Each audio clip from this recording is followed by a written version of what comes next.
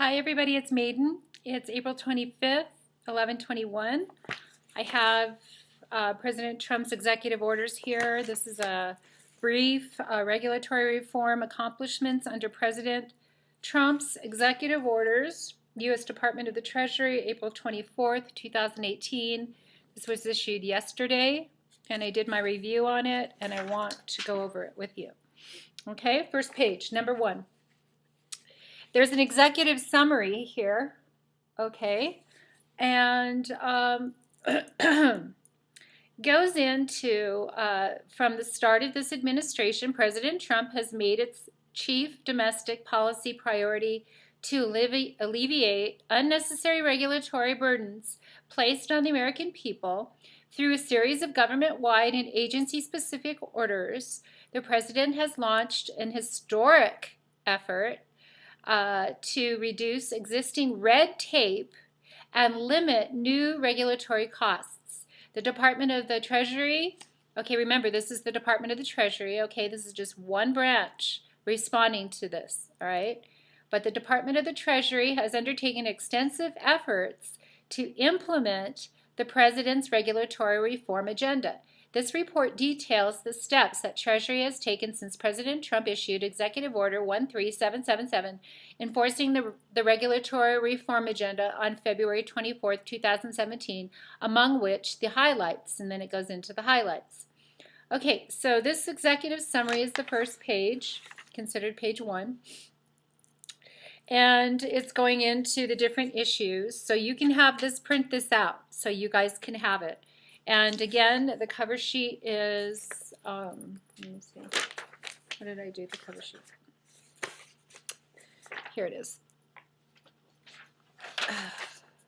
Okay, so the cover sheet is the regulatory reform accomplishments under President Trump's executive orders. You can get this on the Department of Treasury, okay, U.S. Department of the Treasury, and this report came out yesterday, so you can print it out. Okay, it's only got 20 pages. Okay, so I'm just going to go through the different issues that I personally I read this whole thing and audit it, didn't do an audit, but did do a review of the entire thing yesterday. And these are some of the things that I really want to bring out and stress to you. The Treasury and the Internal Revenue Service, they have a unique relationship. Okay, the IRS is literally in the Treasury, which is not a good thing. The United States of America is independent from any other identities. It should be completely standing alone from any other encroaching identities. The IRS has been intertwined with the Treasury forever, and the IRS undermines sovereignty of America. So here it has, and if we were to really get into the violations of the IRS and the abuse of authority that they've showed upon they've placed upon the United States, we are in a huge mess right now because of the IRS structures that we have all been obedient to. So it isn't that we're rebelling. We are simply getting smarter to understand that the IRS is not in the best interest of America. Okay? And they've had a lot of time to prove themselves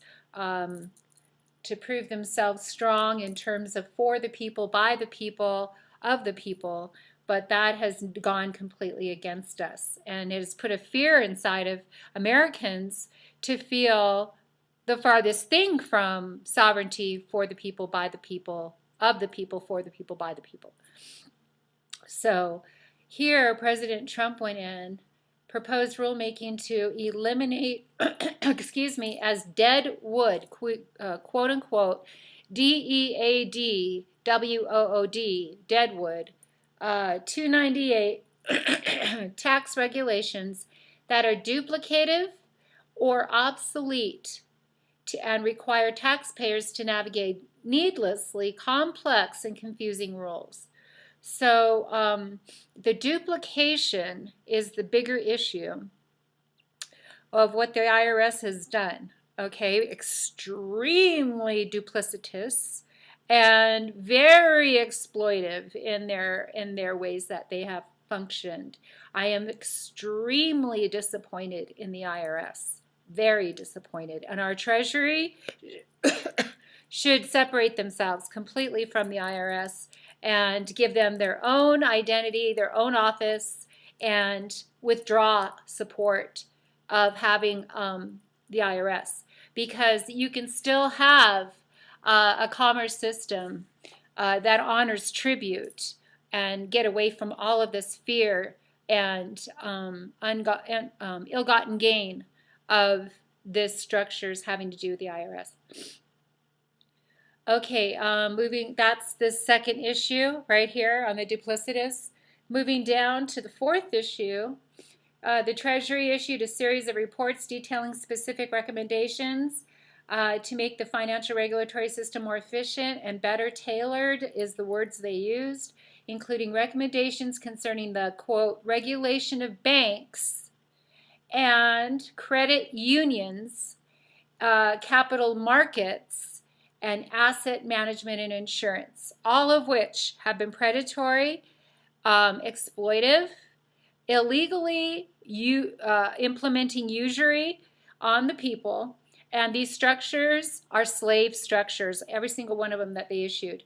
Every single one of these line items are slave master paradigms established when we started as a country.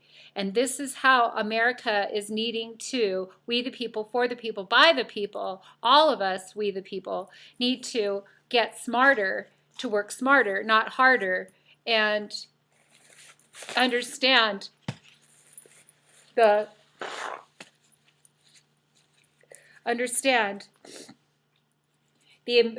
money that this represents, that America has been too lazy, really, is the argument, and that's a legitimate argument, too lazy to understand these structures. Well, I now am here, I understand these structures, and I want you to vote for me so that I can represent you here where you cannot see it. The last item on this page is the Treasury issued a November 17th report recommending specific reforms to the process used by the Financial Stability Oversight Committee Council, chaired by the Secretary of Treasury, who dropped the ball big time in 2007. Among other recommendations, the Treasury called for the use of cost-benefit analysis to ensure ENSURE, the costs of the FSOC, and the FSOC is the Financial Stability Oversight Council, their decisions that are justified, keyword, by the expected benefits. The process of implementing those recommendations has begun. Again, that's to designate non-bank financial companies for enhanced prudential standards. Okay, now,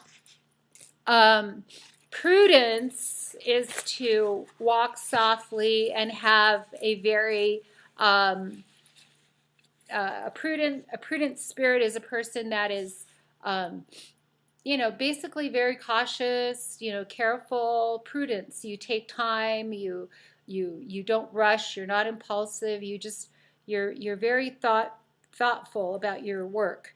Okay, and this is a prudential standards, enhanced prudential standards. So there is a duplicity in the writing of this executive summary and all of this whole report, because the person who wrote it was Steve Mnuchin, which is, I believe he's an attorney. But a lot of the work that is going over in bills and all of that that's going into the House and being made law, that's Black's law. That's legalese. So my question is, did you write this in legalese, or did you write this in the dictionary of like Webster or something? Because if you wrote it in legalese and you're presenting it like Webster's, then you've got a duplicitous spirit and meaning, and that's more of the same crap of elitism. So I really don't know where he's at here when he says higher prudential standards, because the company that has the insurance for the UN is Prudential, and I am so really disappointed with them. But if you're talking about prudential and the root word being prudence, then we already have a lot of that without a lot of courage. So I'm not really sure where he's with that. The overall recommendation that I had on just this first page is something that I've researched, and I really do know that we need 3 different approaches to finance. And one is a family system that is open to foreign and domestic. One is a buddy system that is open only to Americans, where you have one great plus one small. So it's when the top 1% of America, Tim Cook, all you guys that are Warren Buffett, Bill Gates, all of our guys at the very, very top of the 1% tax bracket agree to a buddy system, and they're going to have it within their corporations. Every employee pick someone from the lowest tax bracket and create a brand new portfolio of investments of reciprocity. And these are going to be our brand new structures if we could get it off the ground. Excuse me. So the second one is a buddy system. And the buddy system is like a millionaire, billionaire grabbing onto personal interest in somebody in the poverty structures like myself. Now, my structures are a little bit different because my primary structure, right now, I have no access to my wealth. And I've preferred it that way because, number one, it puts all of my trustees on notice to do well on my behalf, because I'm going to be finding out who you are and what work you've done on my behalf, including all investments and everything you've done with value concerning my life. Now, if you're working in my best interest, you're going to know one of my biggest heartaches is the fact that right now in primary, where I am, that I don't have access to funds, because I've done that intentionally to stand with the poor.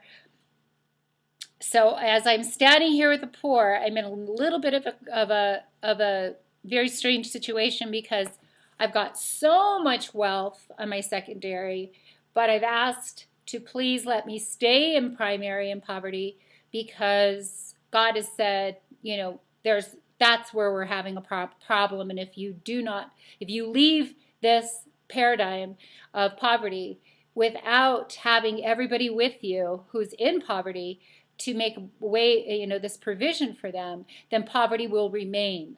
It is as we speak that poverty is being abolished, because people who are very rich refuse to step forward in their riches, because they're standing with the poor to make sure that we're completely delivered out of that poverty, very much like Moses with the people of God leaving all of that poverty and slavery. Now, so the buddy system is when you have somebody at the very top scouting out entrepreneurial 99.9% people to say, come on, get on my team. I want to work with you on our new reciprocity agreements. Now, what are you looking for if you're a 1%er and you're looking at the 99.9%ers? What are you looking for?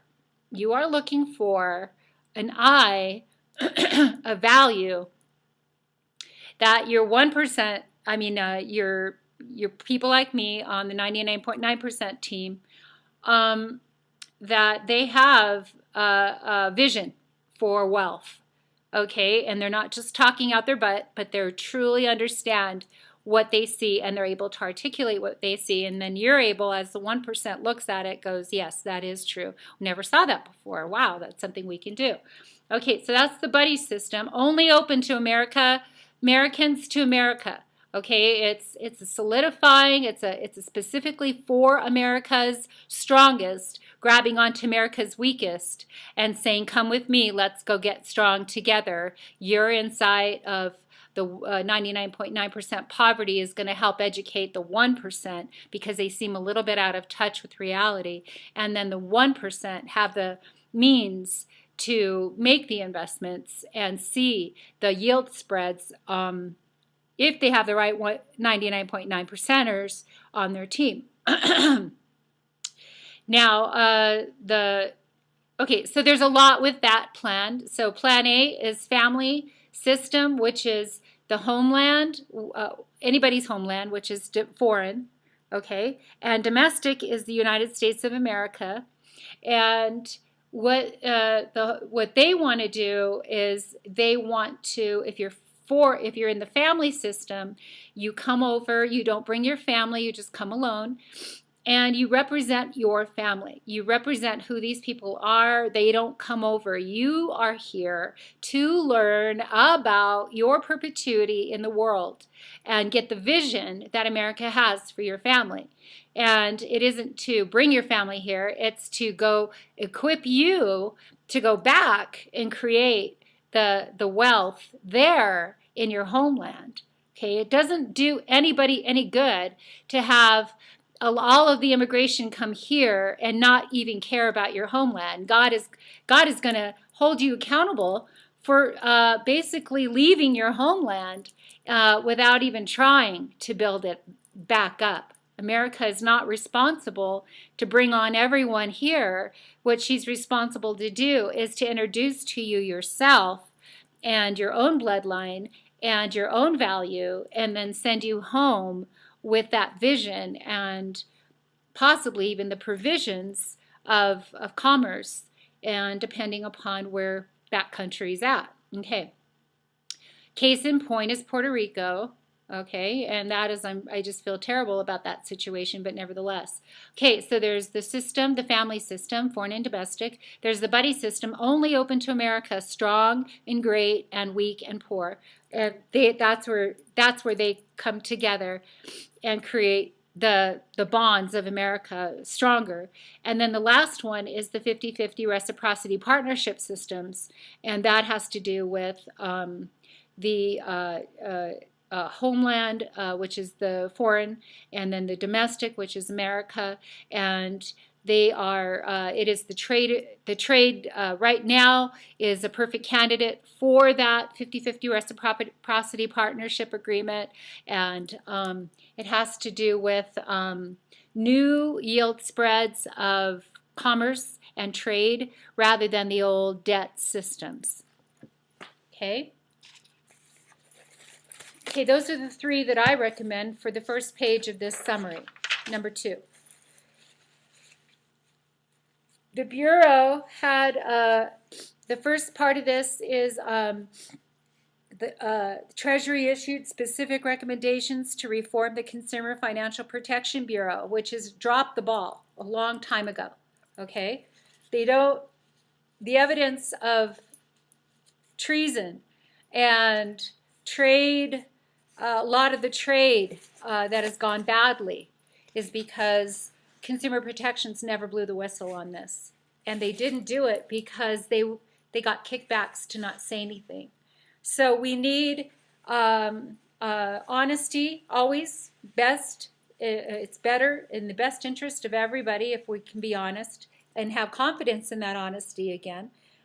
So the Treasury holding hands with the first guy, which was the IRS. Yeah, that's a bad friend for the Treasury. Okay, number 1. Number 2, the Treasury holding hands with Consumer Protections that's doing nothing. That's even bad. Okay, so we want to call them on that. And then there was a ban on arbitration clauses having to do with financial contracts. Now, the financial contracts is the actual issue. Those are paradigms of slavery contracts. That's the root of the issue. When you start just bypassing the root of the issue and saying we're not doing well arguing over the slavery contracts, it's just like ridiculous. I'm just looking at you going, okay, what direction are you walking in? Because if you're walking in the sovereignty of America and taking America to sovereignty, you will get completely away from these slave master contracts. So arbitration is a moot point. The real point is this slavery master paradigm in the financial contracts. So I would take a better look at that.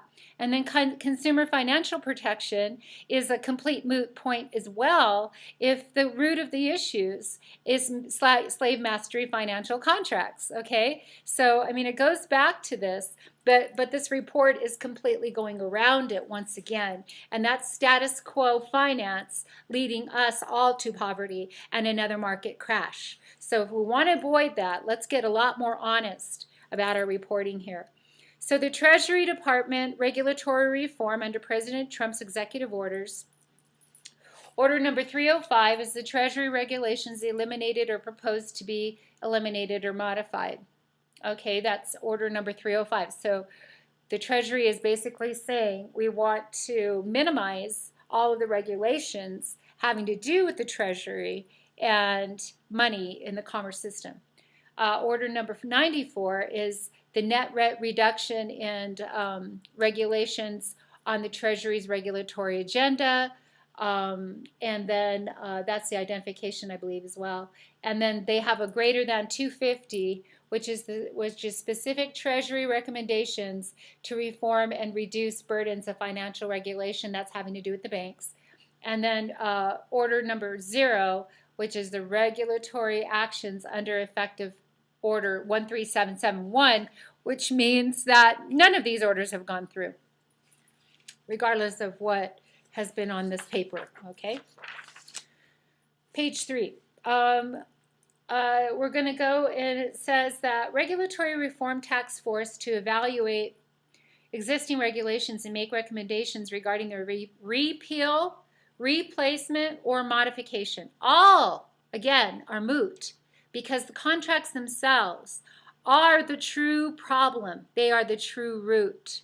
Okay? Is it root or is it moot? Because if it isn't root, it is moot. Okay? So the root issue, once again, on all of this, the core issues have to do with an executive order, all these executive orders, but starting in 13777, and then it goes from 13772, which are the core principles for regulating the United States financial system. It doesn't say anything in here about the type of contracts. It just has to do with all of the other shallow issues, and such as empower Americans to make independent financial decisions and informed choices in the marketplace. But if the marketplace is filled with the wrong types of instruments, then it doesn't matter if they're educated or not. They're still enslaved. We want to get America free. Okay, so it says on this, it says, well, they need to be educated about financial decisions, informed choices about the marketplace, savings for your retirement, building individual wealth. Okay, well, you can't do any of those things. They're all moot unless you return to the root, and the root is the slave master paradigms of all of the banking structures and all of the banking instruments. So let's get real. Okay, next issue. Prevent taxpayer-funded bailouts. Okay, now this is what happened in 2007, okay, and the banking cartel, all of the banks, all being one owner, they have been able to get even our Congress in a headlock to give them that bailout in 2007 and transfer the burden of that onto the people. People have lost their homes. My home, my primary residence, my gift, my house that I'm living in, or not this place, but at the beginning of these court cases, 2006, we got married.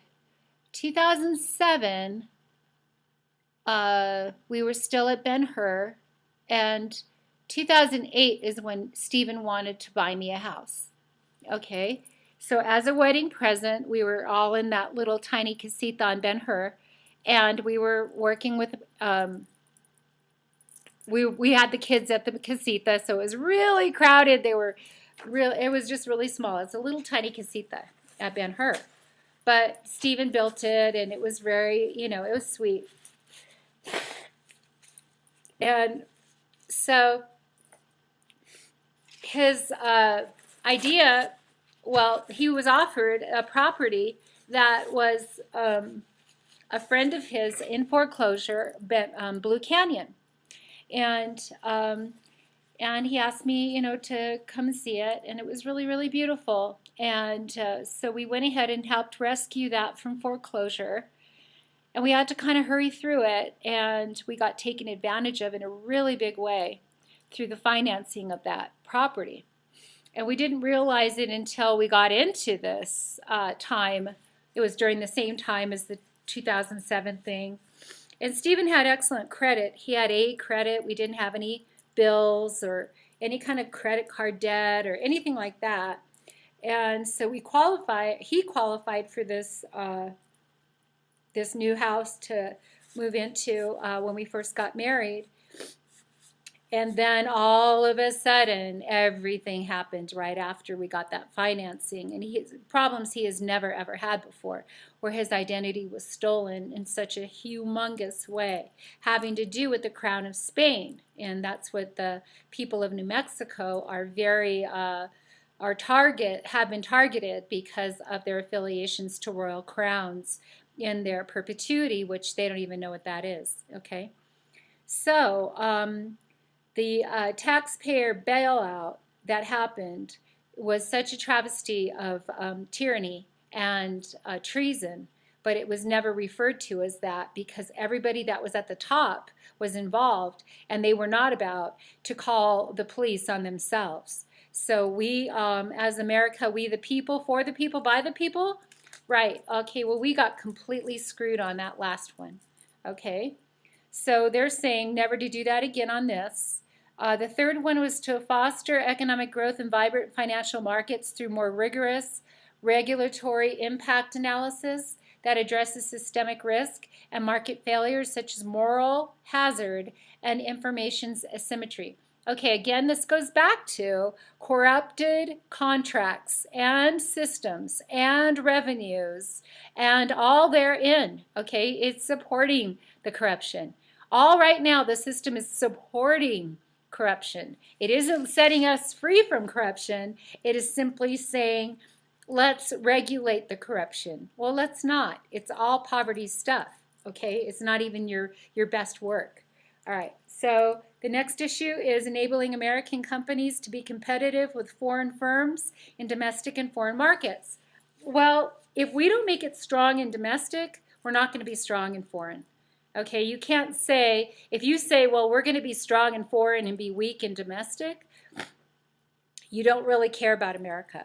If you're okay with that, that's not okay. Okay, cart before the horse is to be strong in domestic finance in America with all of America first, then know the confidence is behind us to go out and do foreign.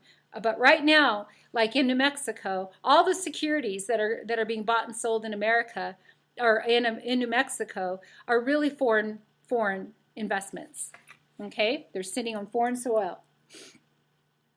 Make regulation efficient, effective, and appropriately tailored.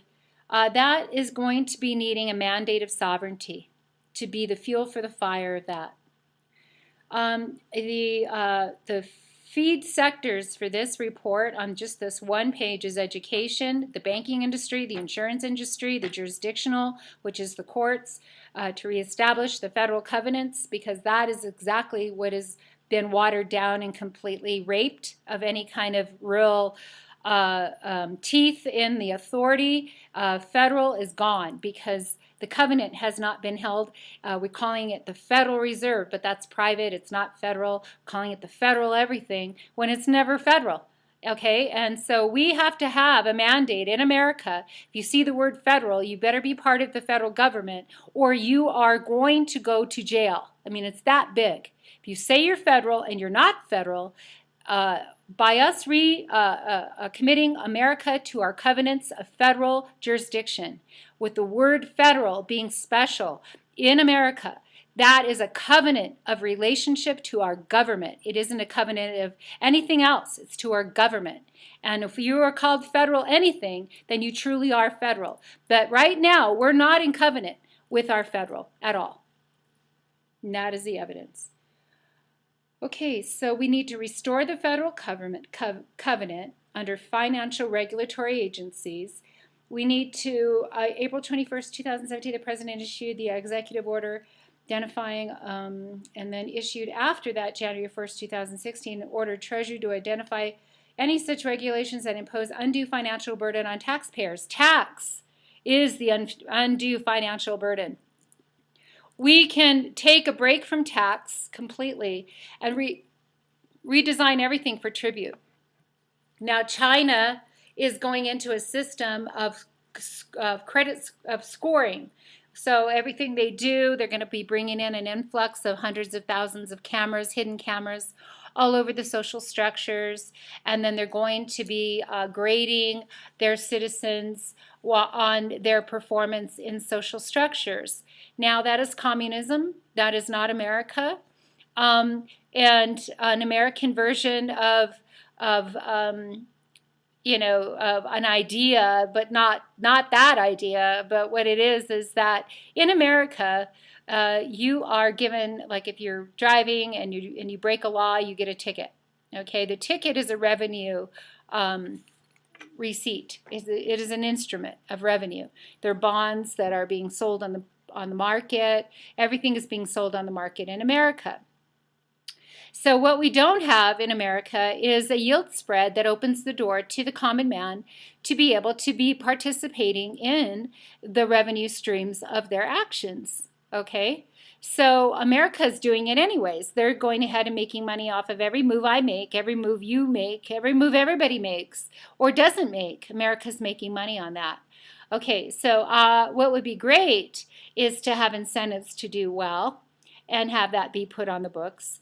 And then what would be great is to have a reciprocity agreement, 50-50 split, that if I do well and you're understanding how to take my value and bifurcate it into some pretty big money, and I say I don't know how to do that, which is 99.9% of the country of America doesn't know how to do that, that we have an actual bargaining power right there to say I would be more beneficial to America in 50-50 splits of all revenue streams having to do with my performance than if you didn't have my consent and you were stealing and exploiting everything that I did without my knowledge. So America being part of the partnership of their own performance and understanding the inventory therein, you're going to have a higher yield spread simply because you have consent and you have the blue collar power of America, which is pretty big, behind these contracts of 50-50 reciprocity, if you can understand what I'm trying to say. Okay, next page. Oh, one last thing on this. Oh no, that's the next page. Okay, yeah. Page 4. So on page 4 you have an overview, okay, of the Treasury regulatory activity. It's classified as significant under the Executive Order 12866, and it's pursuant to 13771 and 13777 Unified Agenda. And again, this is long-term actions are defined as items under development but for which the agency does not expect to have a regulatory action in 12 months. So what they have here is a passive-aggressive kind of a dynamic paradigm. They bring it out, they explain it all to you, and they go into detail, and then at the very end, in the little tiny print at the end, it says we're not doing anything with this. It's a waste of time. Okay, next is page 5.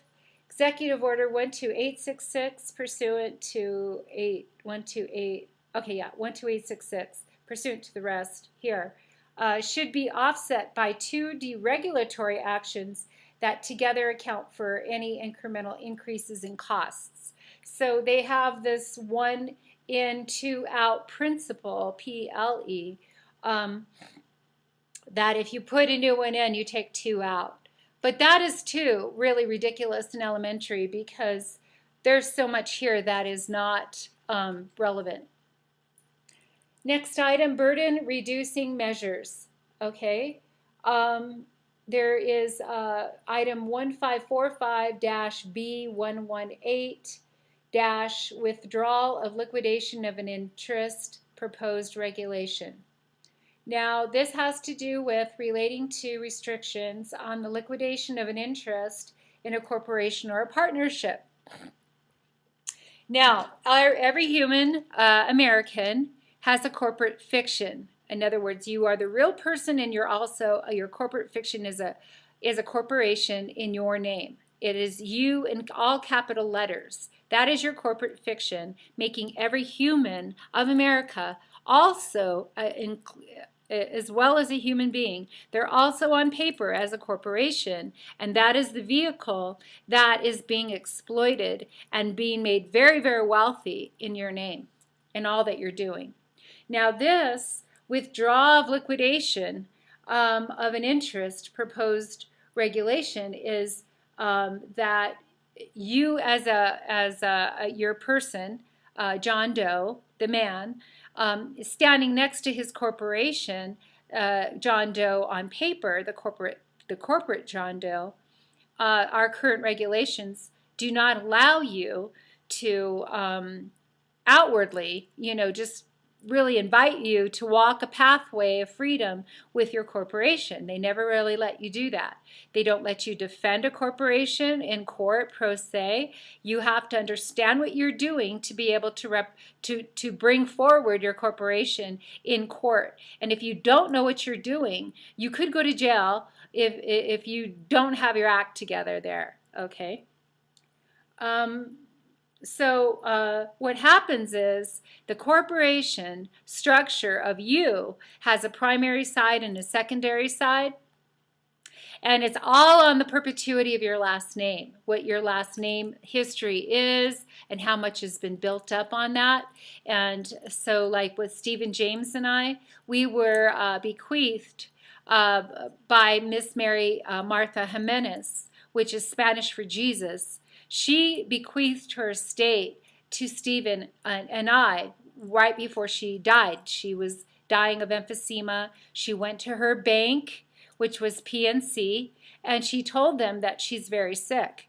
And they would not let her, she had already been paying off forever on this home loan over a mortgage of a mobile home of all things, and a little half a acre of land, and she paid for it all her life.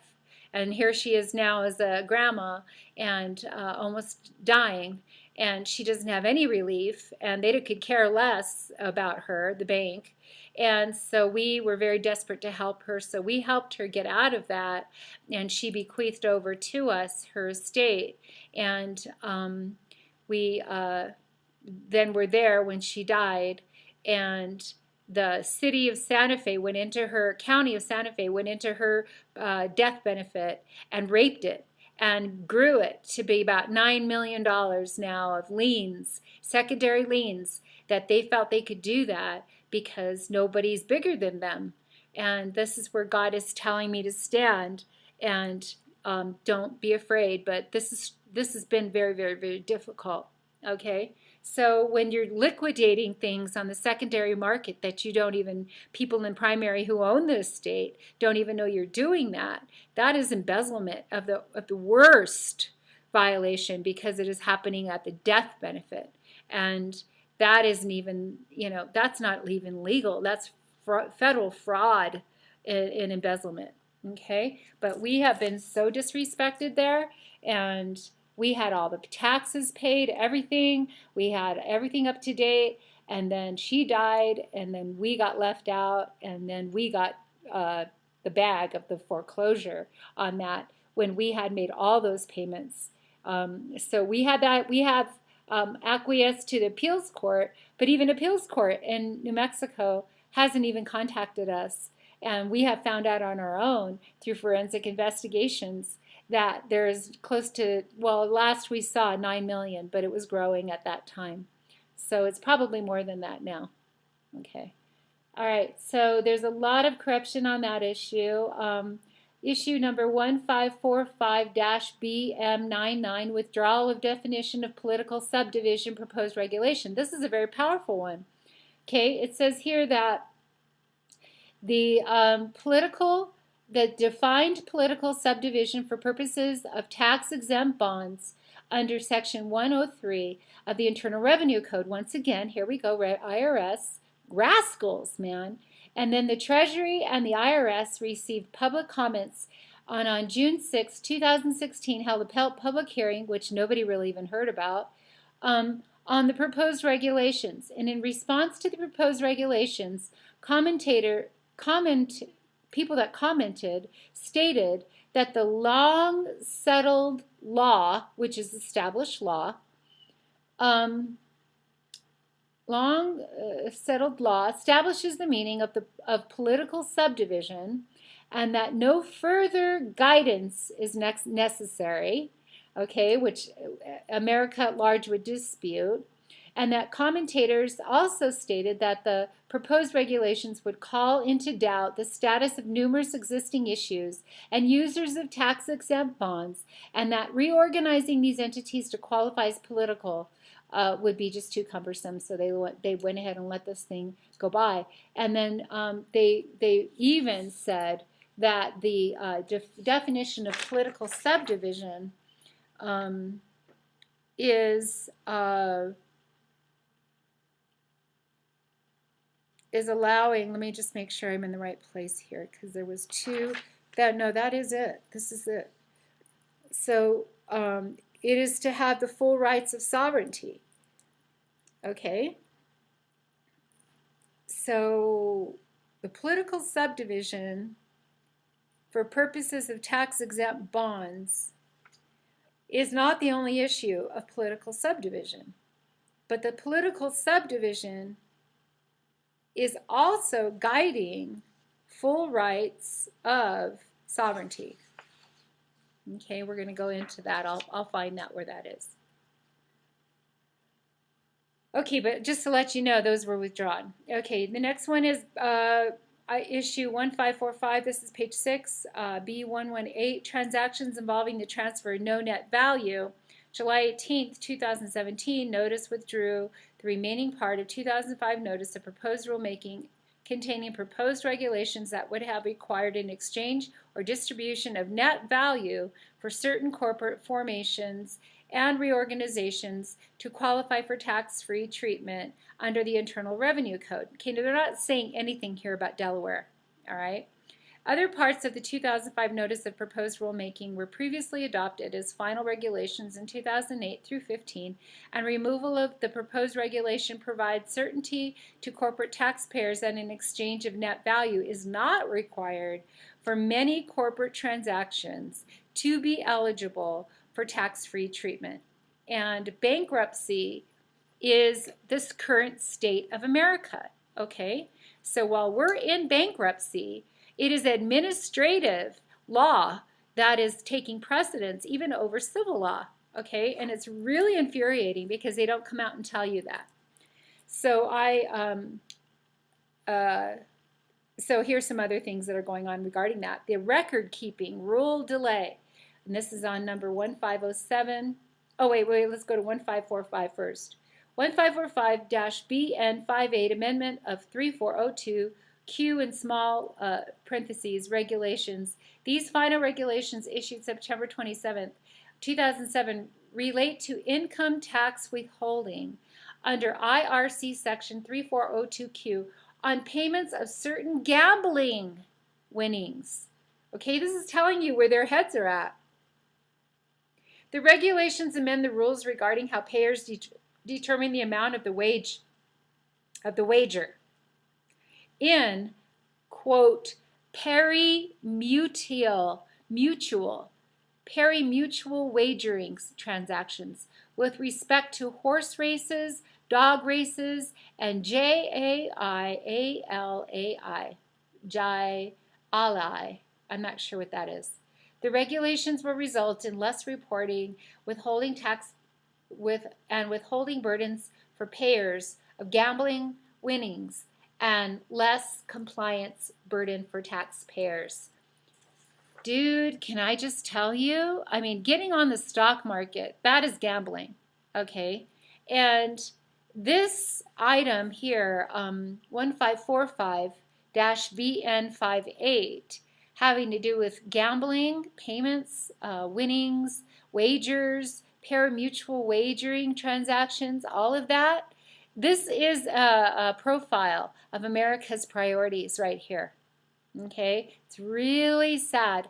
We are having a major literacy crisis, and this is what this is about. Okay, so far. So the IRS is completely off base. This is this is an IRS thing right here. Okay, again, it's about taxes. Next item, 1505-AC 57-QFC, record keeping rule delay. This final rule, April 23, 2018, which was just 2 days ago, extended for 6 months the compliance date for certain record-keeping requirements for regulation pursuant to Section 210C8H of the Dodd-Frank, requiring certain financial companies to maintain records with respect to their QFC positions. Now, QFC is qualified financial contracts, which is not even these are the slave master contracts, okay? So that is moot. And then it goes into counterparties, legal documentation, collateral to assist the Federal Deposit Insurance Corporation, which isn't federal, and it's saying it's federal, receivership, exercising rights, and fulfilling its obligations under Title II of the Dodd-Frank. The final regulation provided for staggering compliance dates for the bulk of the record-keeping requirements based on the total consolidated assets of records entities subject to the rule. The first of these compliance dates for records entities with $1 trillion or more. Okay, tell you how big we are, right there. $1 trillion or more. And there's more of those entities that is being disclosed. They're saying, oh, $1 billion this, $1 billion that, when in reality, the real true numbers are $1 trillion this, $1 trillion that. And in total consolidated assets, and that's where you're going to find it, is in the consolidated assets. You're not going to see it out there just on plain print. It was set for June 23, 2018. After the regulation became effective, Treasury and FDIC, with the primary financial regulatory agencies, received requests for exemptions from the requirements of the regulation for certain types of records entities within a corporate, keyword, corporate group, and certain types of the qualified financial contract. All of this is slavery. This entire structure right here of this issue is slavery. All of it. All of it. They don't come out and say these contracts, qualified contracts, are slave master contracts, but they are. And if they want to be real and they really want to free America and they really care about America, they're going to boycott all of the old structure instruments because they're nothing but slave contracts. Okay, next.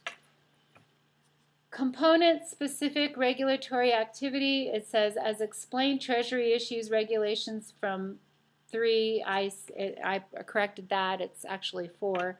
Sources, OTP, IRS, TTP, and FinCEN. Okay, but the Treasury regulatory reform efforts also importantly include the various recommendations it has made to improve the broader domestic financial regulatory landscape. So the Treasury has been pulled right, to be subservient to the IRS, the OTP, the TTB, and the FinCEN. Okay? And number one is domestic finance. This should be America only. But even in domestic finance, it says here domestic finance. That is, who knows what that is? Because when you investigate domestic finance, you see those completely immediately going offshore. Okay, so domestic and foreign finance, nobody's saying anything, but there's a very, very vague line and regulation regarding that. The core principle reports are also encroached on. Core principles of financial regulation, including empowering Americans to make independent financial decisions. And it doesn't say this, but when Americans make independent financial decisions and they have no idea that what they're choosing when they buy a mortgage, for instance, that they're picking a servicer indirectly in India who will probably steal their identity, which is exactly what happened to us. And we're going to court tomorrow, and we're asking to be moved to the Supreme Court because of the issues of identity theft, and you should see the damages that have happened to our lives in this whole thing. Okay, so even though Americans are making independent financial decisions to do what? To save for retirement, that's being undermined.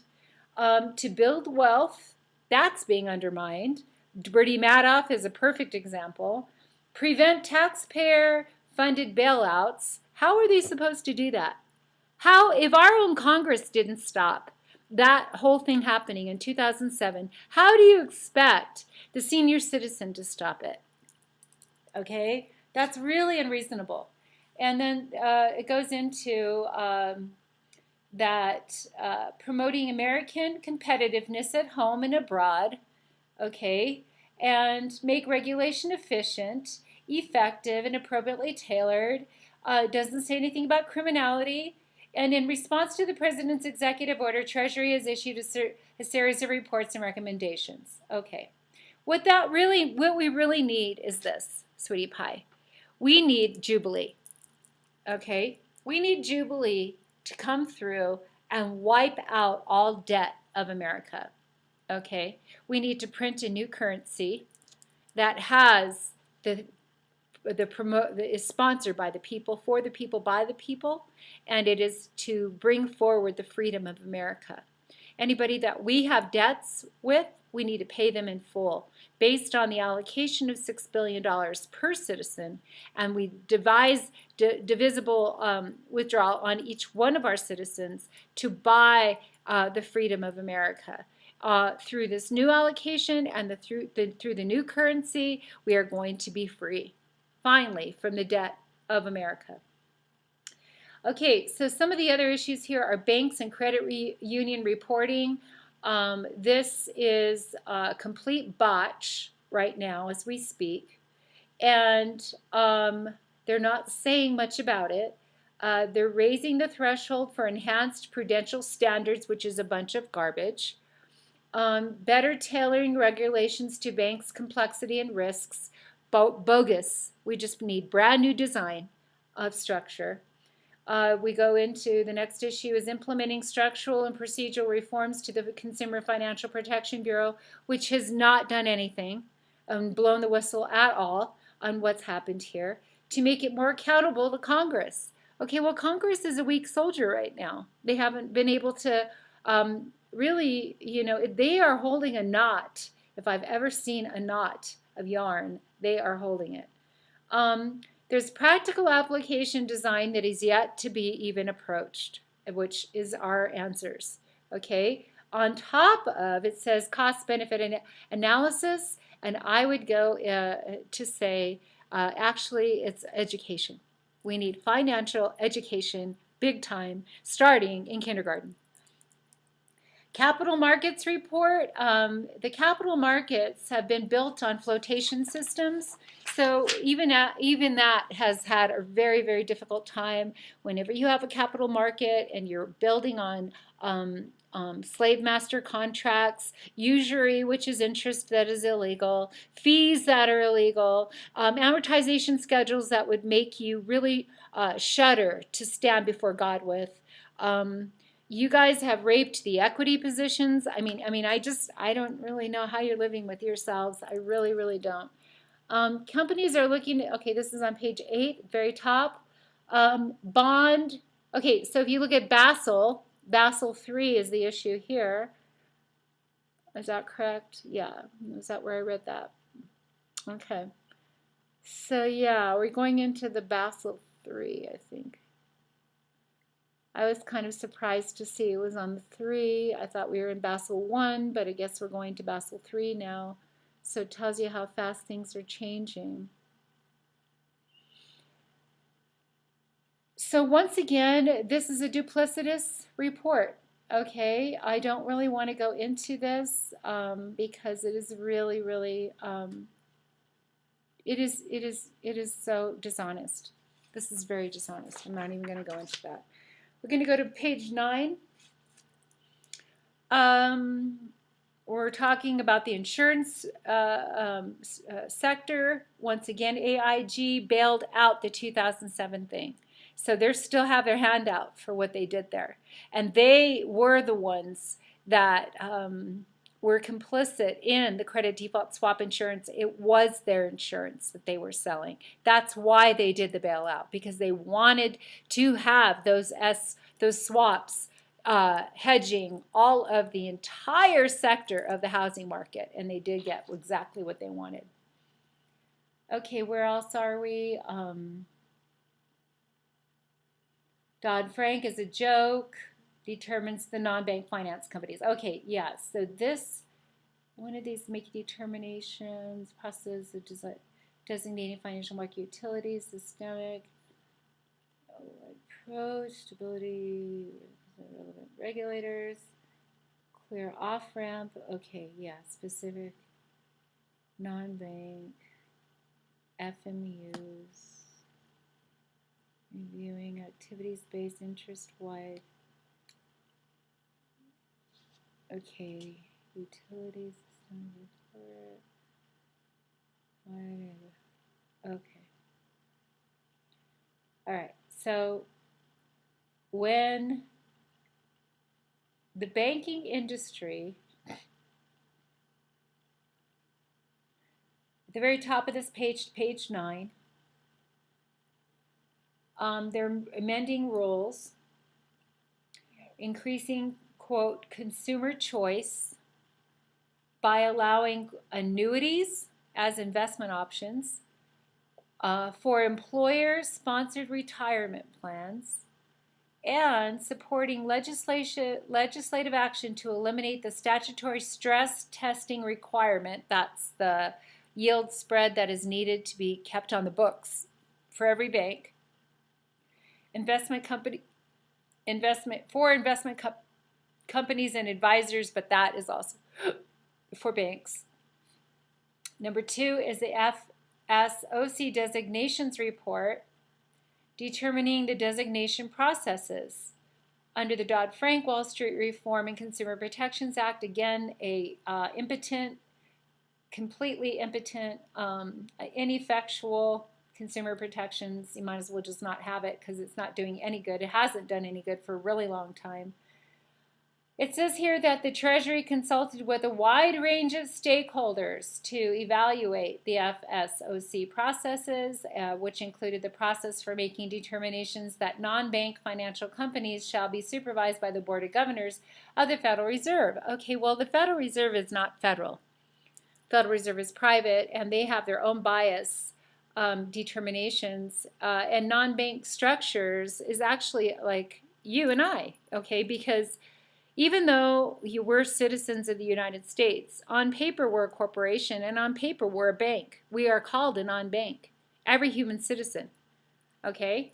So they're not coming out and saying that here. So I'm really disappointed with Steve Mnuchin on this report because it's very innocuous. You know, it doesn't allow for just straight forthcoming, here's where it's at.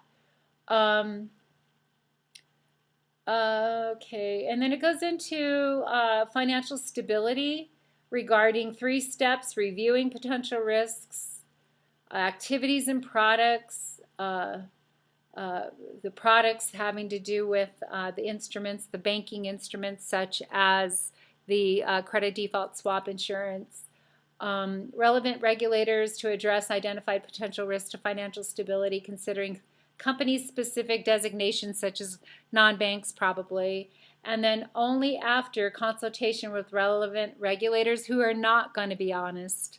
Come on, let's get real here. So down towards the end of the page, the report also made several specification recommendations regarding the FSOC, federal FS is the FS. Let me just make sure I have that correctly. The FSOC is not the federal. Evaluate 2 of the FSOC. Presidential determination illustrate FSOC. So it was here. So yeah, it was the FinCEN. Let me just make sure, you guys. Hold on.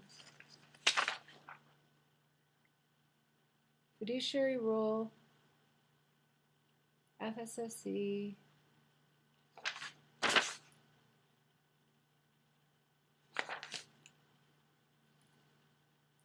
It's not the F financial FSOC designation. Okay, I have to return to that. Oh, the Financial Stability Oversight Council. That's right. Financial Stability Oversight Council. These guys are beholden to the giants, AIG, all those guys. So even though they're saying this is a Financial Stability Oversight Council, right, okay, history tells a true story. They were implemented way before 2007. They didn't do anything. Congress didn't do anything. They gave the burden to the taxpayers, and then they walked away, taking their bonuses all the way to the bank. Treasury has begun the process of implementing these recommendation reforms through FSOC. They're not friends of us, okay? The CFPB arbitration rule report, it's a class action report. Arbitration is only applicable in courts to class action suits. But if you're like us, pro se defense, where we're standing for the people of America, but we haven't drawn anybody into a class action with us because it has been so harmful just to us, we have lost so much standing in this court case.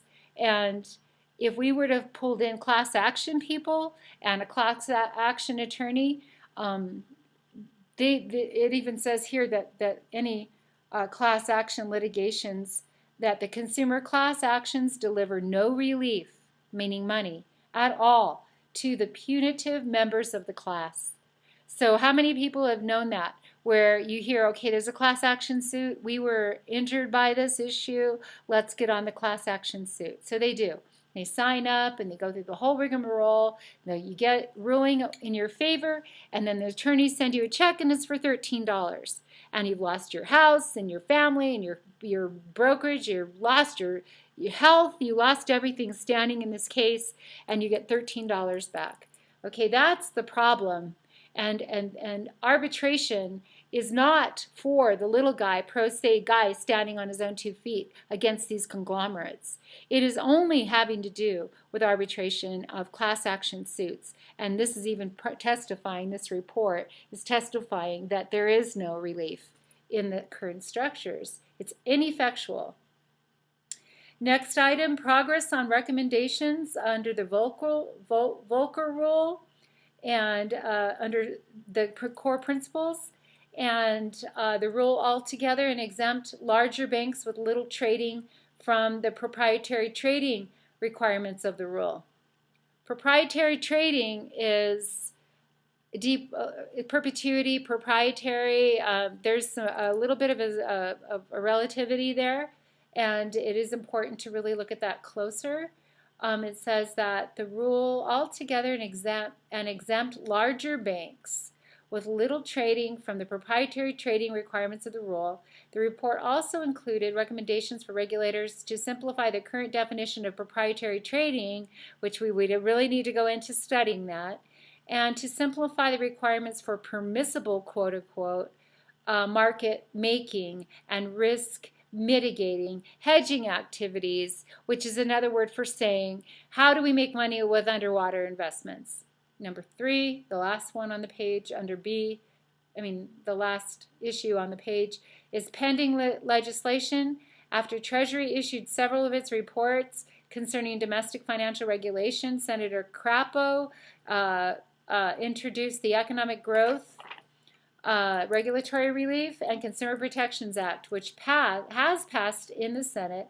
The bill reflects several of Treasury's recommendations. For example, the bill includes a small bank exemption from the Volcker Rule. Now, the common citizen is either a non-bank entity or a small bank entity, and one of the things that Comey of the FBI that got fired, what happened with him is his brother made him a bank, okay, turned him into a bank in primary. Okay, he was already a bank in secondary, but his brother was smart enough to figure it out, and he made him a bank in primary.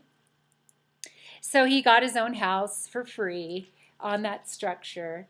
And as an FBI director, if you're going to take advantage of stuff like that, you could open that up for everybody. Okay? So real leadership is to say, if this is a benefit for you, why don't you sit back in your desk chair and ask yourself, could I open, through my influence, could I open this door for everybody like me? Like even in the FBI. Could you have done that for your FBI friends?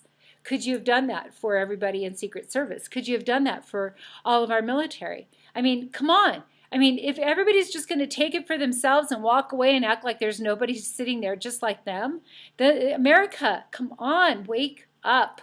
Please wake up. Okay, next page, page 11. So there is a higher threshold for subjecting bank holdings companies to enhanced prudential standards. Okay, that's the arbitration. All right, the arbitration rule repeal. After Treasury issued its report about the arbitration rule, they nullified the rule. Congress nullified the rule. Okay, so it didn't get anywhere.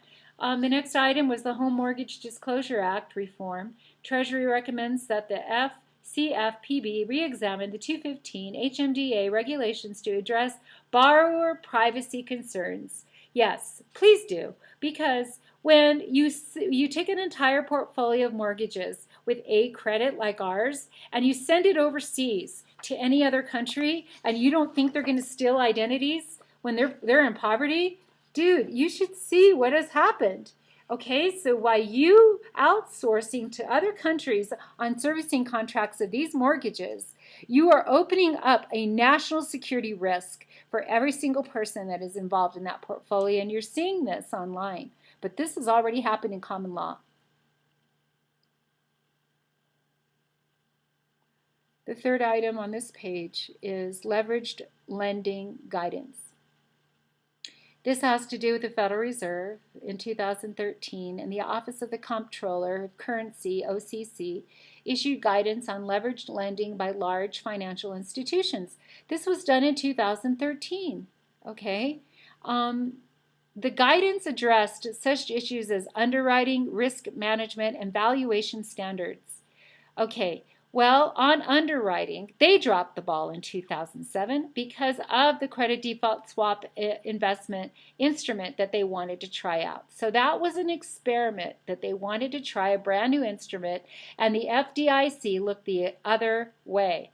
On top of them looking the other way, underwriting looked the other way, and that was Fannie Mae and Freddie Mac, because they were the ones that are ended up, right as we speak, holding that bag. But they too are a private charter, they're not our government. Okay? And then it goes into the risk management, what happens to be AIG, which they got to hold the candle both sides to the middle. And then the valuation standards, which are these poverty standards of paradigms, the slave master paradigms, and outrageous amortizations schedules and outrageous interest rate schedules, and just on, violation after violation of sovereign finance. Treasury recommends that the three agencies reissue the guidance for public comment in November and December 2017. Heads of the Federal Reserve, the FDIC, and OCC, which is the Office of the Comptroller of Currency, really dropped the ball here, announced in separate letters to Capitol Hill that they intended to seek public comment. Yeah, right, negative. The public doesn't even have disclosure.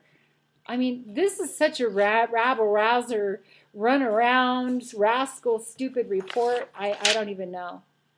Page 12.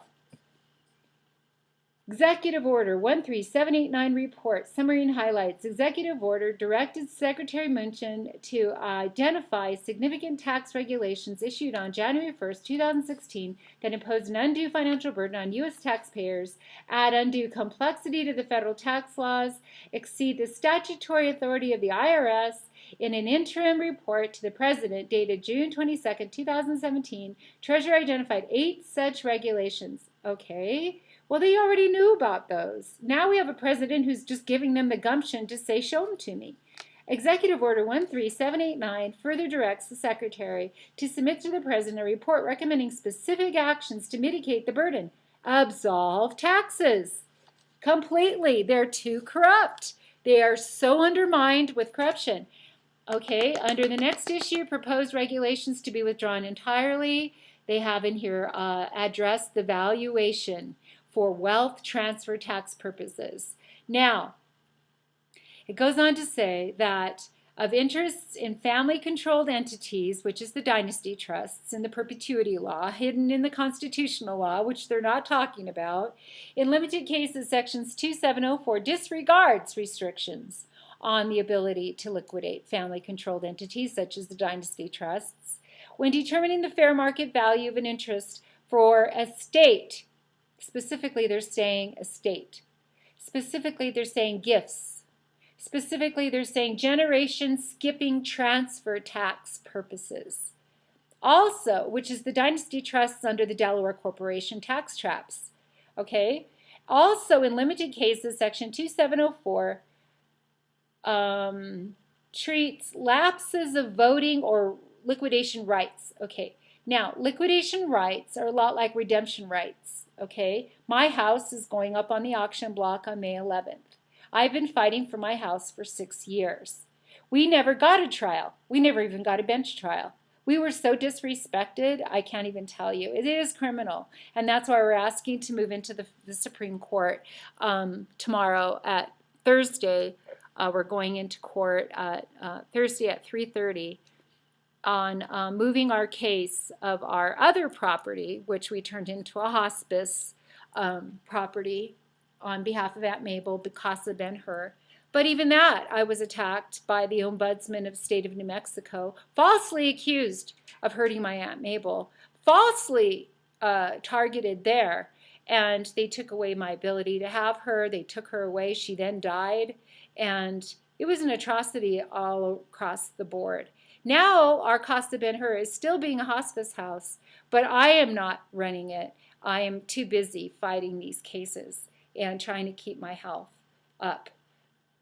And, but I'm telling you, there is so much corruption here.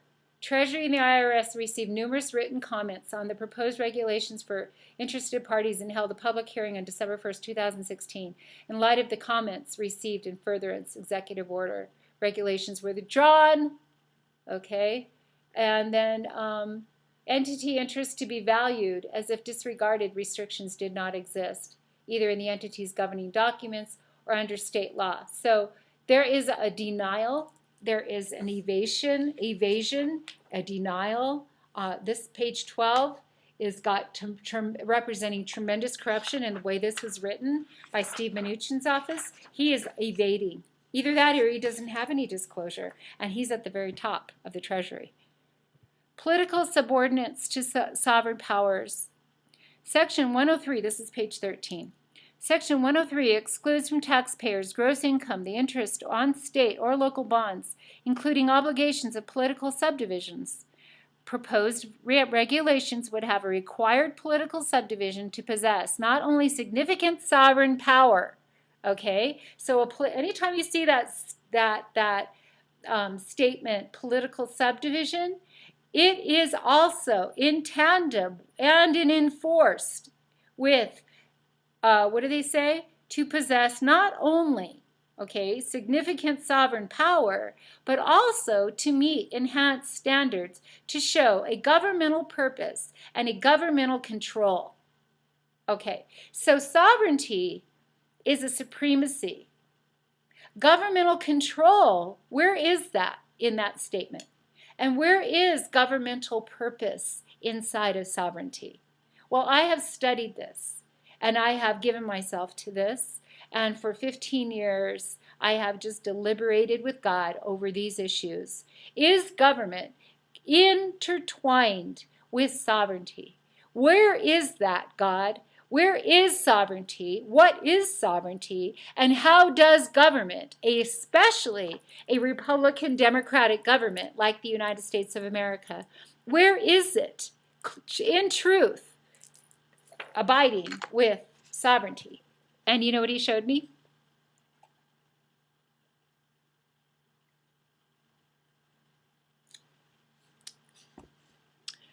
He showed me that America is like the eagle.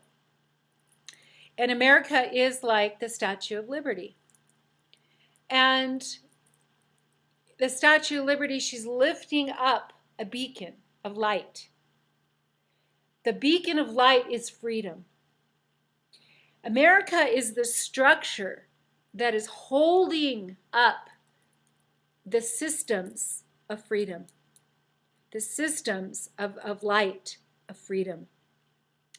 To make a way where there seems to be no way. America is designing her infrastructures of commerce to maximize the return of investment, not exploitively to create slaves, but in a place to empower sovereign supremacy within each person as they go into life as a free sovereign. So America is actually one of the very few countries where God has gotten involved to bring the wisdom and discernment and knowledge and authority to our leadership, even though there's flaws, even though there's issues, even though we have presidents that are rascals. God is not throwing one single one of them under the bus. Okay? He is saying, you all have all of the pieces of the puzzle to put together this amazing structure to empower sovereignty to go out. Now, what part of this does America control? She controls the structures. She controls the ability to buttress and bring in that what is needed to be completely free. Now, can somebody be free without America and be completely sovereign? Yes. They can go off into the mountains. The Bible talks about it and all of that. But the heartbeat of God is people. So if you go off into the mountains by yourself, okay, but it's just about you. But what God is challenging all of his people to is live with each other. Neighbor, love your neighbor as yourself. Stay in the thick of it with the people. He wants us to be with each other. God's heart is for the people. Jesus came for the people. So it's not to go hide in a mountain somewhere by yourself. It is to be involved with the people on a righteous level of freedom, okay, and understanding how to bring forward that freedom. So this number, section 103, it's a big one. And that's page 13. Okay, we're going to move on to number 3, final regulations under 7602 on the participation of persons described section 6103. And it says the final regulations provide the IRS may use private contractors to assist the IRS in auditing taxpayers. That's bondage. And that's communism. Okay? President Trump needs to take a really close look at this, because President Trump has been treated like a slave since he's been a president. Okay? He's not a bank. He wasn't a bank. He could become a bank if he wanted to, but by the fact that he's not a bank and he was involved with all of the regular creditors, lenders, debt structures in primary, that's the evidence that he didn't have preferential disclosure of being his own bank. Okay, maybe Kushner did with his dad, but President Trump didn't have that before he got into office. And he has the ability to make everybody their own bank. He has the ability to make everybody a sovereign. He has everybody ability to bring forward the allocations of their true value, because he's been a slave too. I'm telling you, even if people are rich, doesn't mean they're free. Okay? Doesn't mean they're free. There's a whole different transaction about that. Okay. So we're moving along. This is page 14. And now there was something here about being disguised. Let me tell you what that is. Okay, so let's go back to page 13, number 4. These partnership tax regulations include A1, proposed and temporary regulations governing how liabilities are allocated for purposes of disguised sale treatment. Disguised sale treatment. Okay, that doesn't sound good. All right? Partnership recourse liabilities. Disguised sale treatment merits further study. Okay, they're even saying that here on page 14 because it's duplicitous. Change should be studied systemically.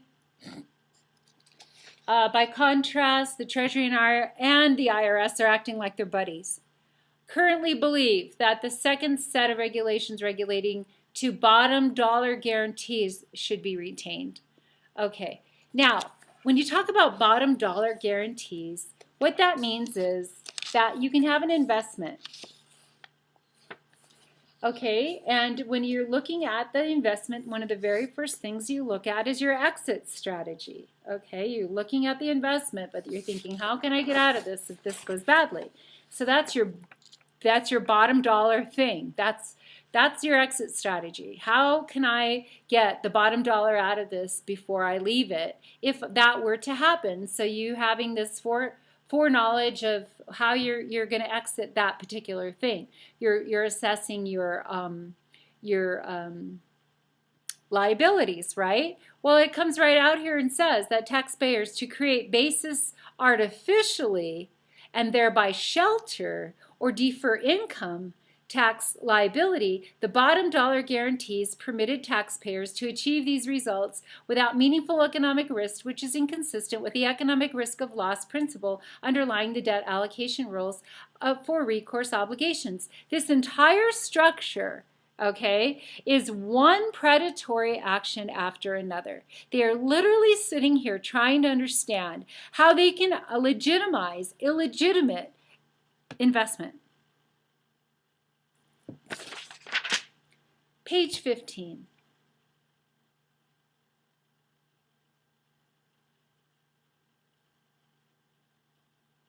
Okay. This is kind of what's happened to me here. This particular one is really, when I was reading this, I was just really, really blown away. Okay, so it says that foreign corporations can actually transfer American property into their names, foreign corporations, and be able to show that on their tax returns as income. Okay, that's number 7, temporary regulations under section 337D on certain transfers of property to regulated investment companies, RICs, and real estate investment trusts, which is the securitizations structures.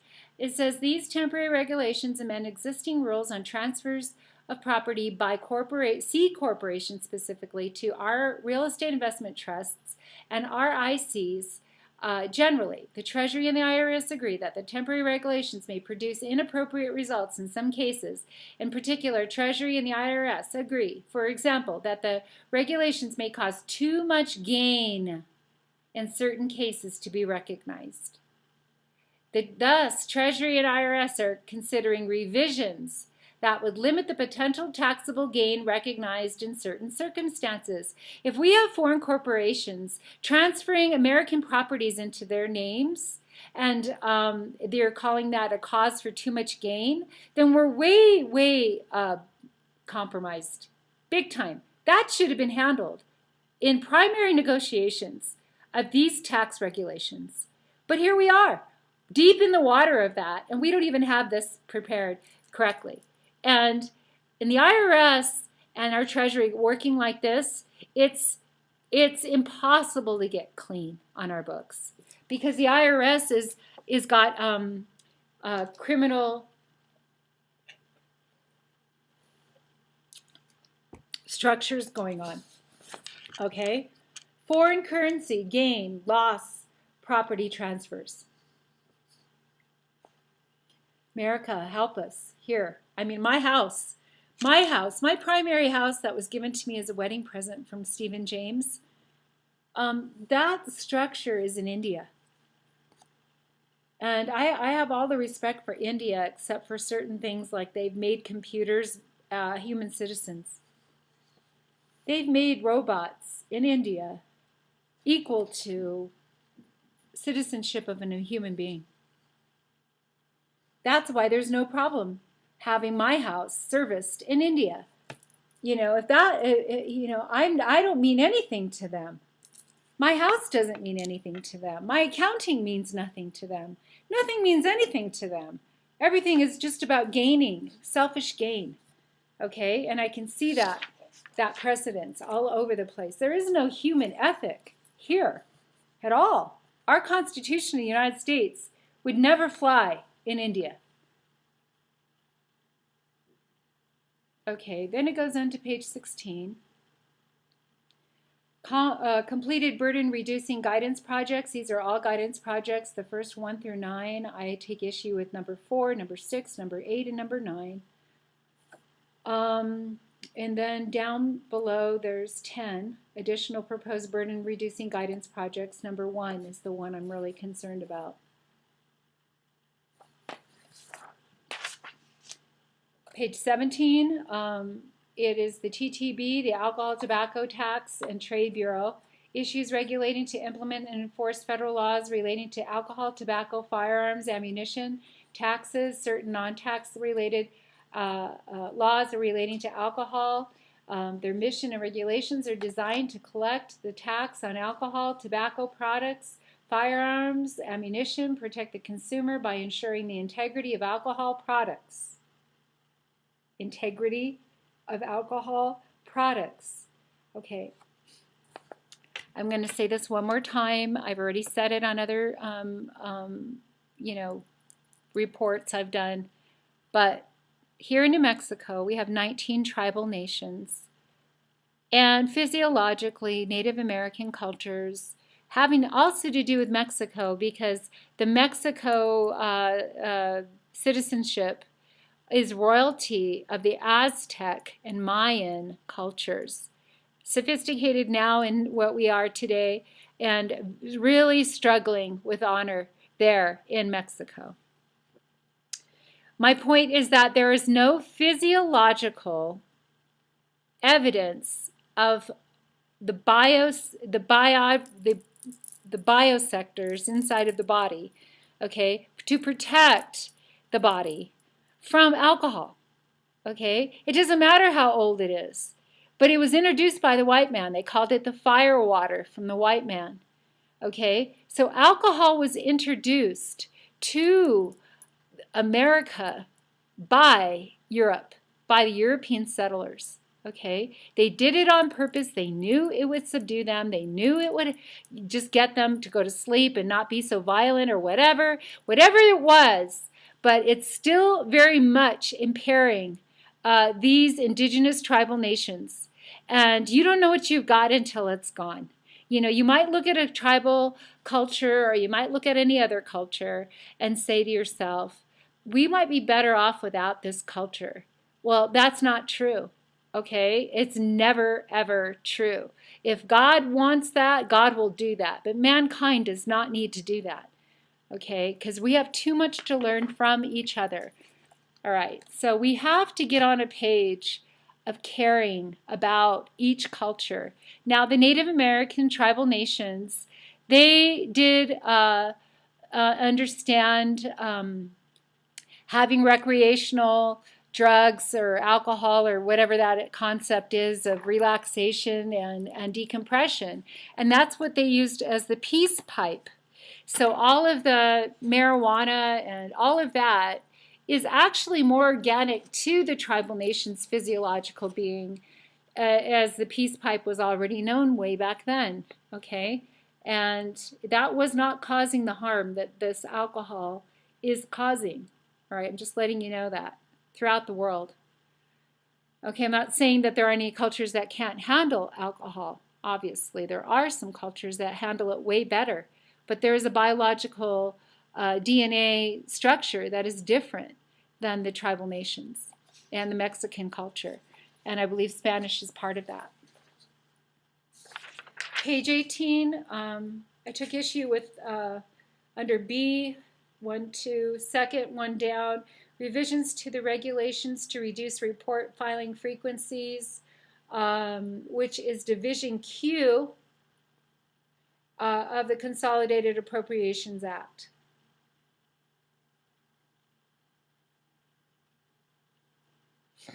There has been such a resistance to give the people their wealth.